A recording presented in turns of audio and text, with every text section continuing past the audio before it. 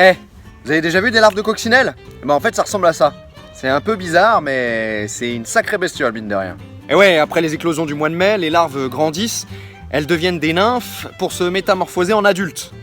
C'est un insecte qui va être principalement carnivore, et à l'état larvaire et à l'état adulte. D'ailleurs, elles sont utilisées pour lutter contre le parasitage des plantes dans l'agriculture. Ça reste un moyen quand même facile et efficace et surtout naturel pour lutter contre le parasitage. Enfin bon, même si elles sont censées être insectivores, elles aiment bien quand même manger les petites imperfections qu'on a sur la peau. Attention, je suis pas du tout en train de dire qu'elle va s'attaquer à l'homme. Je suis juste en train de dire que si vous prenez une larve dans les mains et que vous la laissez se balader, elle va chercher à grignoter 2-3 trucs qui se baladent. Ces 2-3 trucs, ça va surtout être les imperfections, les peaux mortes, les plaies, les croûtes, les machins, les trucs qui traînent sur la peau quoi.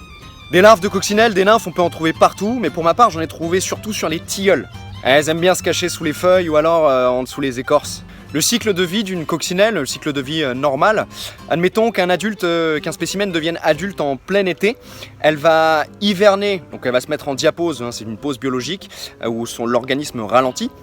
Et donc elle va hiberner pendant la période d'hiver, et ensuite au printemps ils vont se réveiller, les mâles et les femelles vont se reproduire, ils vont pondre les œufs au printemps, ensuite ça donne des larves, puis des nymphes, et enfin des adultes, et le cycle continue comme ça. Et un adulte, ça vit à peu près 2-3 ans.